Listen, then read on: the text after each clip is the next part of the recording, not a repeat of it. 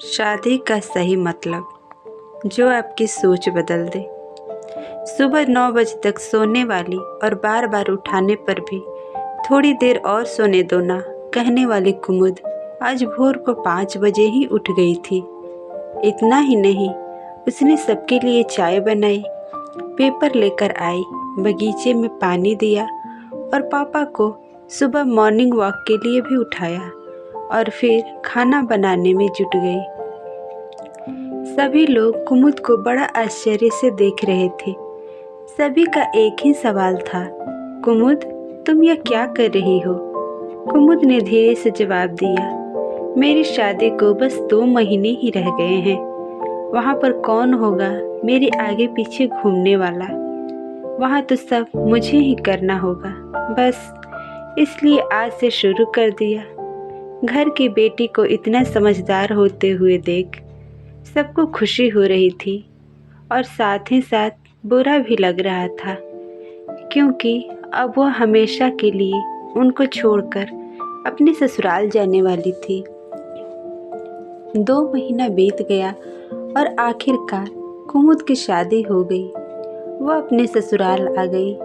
सुबह समय पर जाग पाएगी या नहीं, इसी विचार में वह रात भर सो ही नहीं पाई।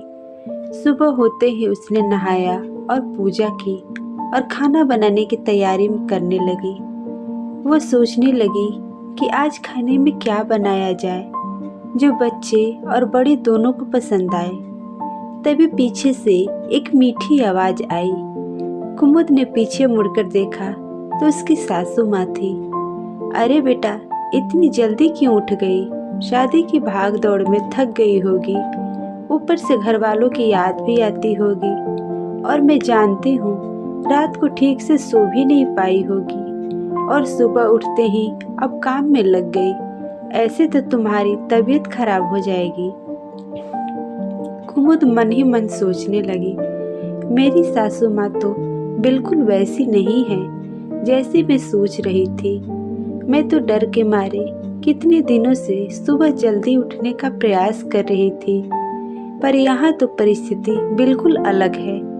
कुमुद ने कुछ काम खत्म ही किया था, तभी सासू माँ ने आवाज दी, बेटा इधर आओ, देखो तो सही मैं क्या बना रही हूँ। मटर पनीर, पराठा और गाजर का हलवा। अरे वाह, ये तो सभी मेरी फेवरेट डिश है, कुमुद बोली। उसे तो कुछ समझ में नहीं आ रहा था। उसे लग रहा था जैसे यह सब सपना है। फिर कुमुद को एहसास हुआ यह सपना नहीं, सच है। सासू माँ ने कुछ कहा पर कुमुद सुन नहीं पाई। वो थोड़ी डर गई। उसे डरा हुआ देखकर सासू माँ ने कहा, कुमुद जरा इधर तो आओ, यहाँ तो बैठो, मेरी बात ध्यान से सुनो और समझो। शादी मतलब लड़की की परीक्षा नहीं होती है। तुम्हारी शादी सिर्फ मेरे लड़के से नहीं हुई है। जितनी जिम्मेदारी तुम्हें खुश रखने की उसकी है, उतनी ही हम सबकी भी है।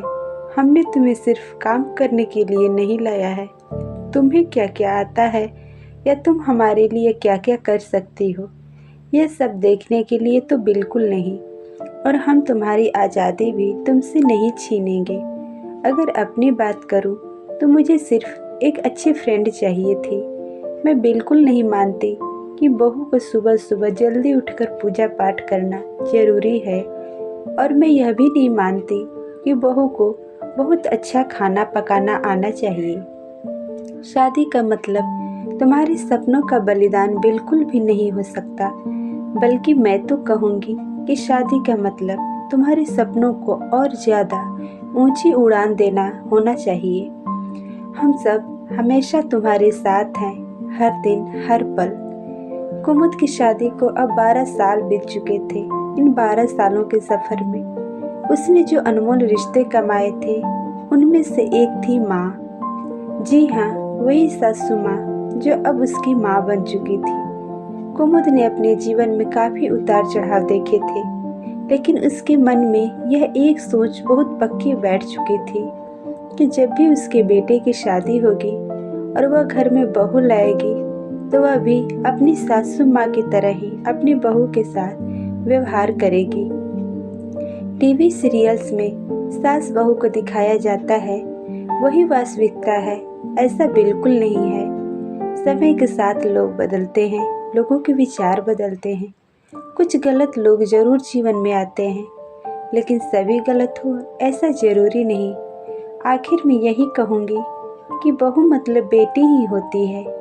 गलतियाँ तो हर किसी से होती है, इसीलिए बहू के साथ भी वैसा ही व्यवहार करें जैसा खुद की बेटी के साथ करते हैं। तो दोस्तों, इस कहानी के बारे में आपकी क्या राय है? अपने विचार हमें कमेंट में लिखें। कहानी पसंद आई हो तो लाइक करें, शेयर करें और ऐसे ही कहानियाँ पढ़ने और सुनने के लिए हमारे चैनल को सब्सक्राइब करें। धन्यवाद।